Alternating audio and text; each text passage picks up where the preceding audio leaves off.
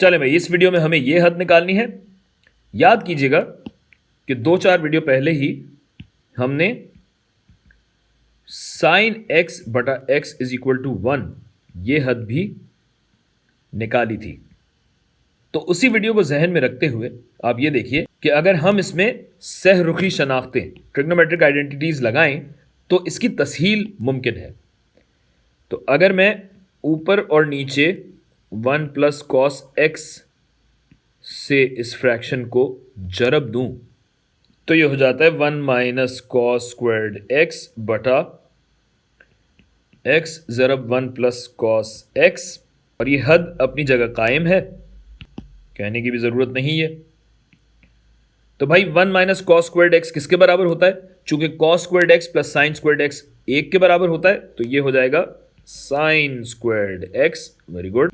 और नीचे हमारे पास वही एक्स जरब 1 प्लस कॉस एक्स, जिसे मैं बार बार लिख के उकता चुका हूं, तो मैं बस इसको यहां कॉपी पेस्ट कर दूंगा।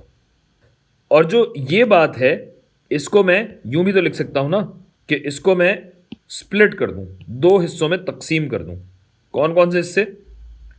इसको हटाया मैंने, साइन स्क्वायर्ड एक्स था तो साइन एक्स वहां और साइन एक्स वहां, साइन एक्स बटा एक्स जरब साइन एक्स बटा 1 प्लस कॉस एक्स। और जाहिर है कि दोनों पे हद अलग अलग लग रही है। ठीक है, तो ऐसा करने से हुआ क्या कि साइन एक्स ओवर एक्स ये वाली हद तो हमें मालूम है कि ये किसके बराबर है, ये तमाम चीज बराबर है 1 के। गोया हमारे पास सिर्फ बचता है ये वाला टुकड़ा साइन एक्स बटा 1 जमा कॉस एक्स, जिसमें अगर आप हद डालें तो ये हो जाएगा साइन ऑफ 0 बटा 1 plus cos of 0। Cos of 0 किसके बराबर होता है? कॉस ऑफ 0 बराबर होता है 1 के। साइन ऑफ 0 बराबर होता है 0 के, यानी यहां पे हमारी हद आएगी 0।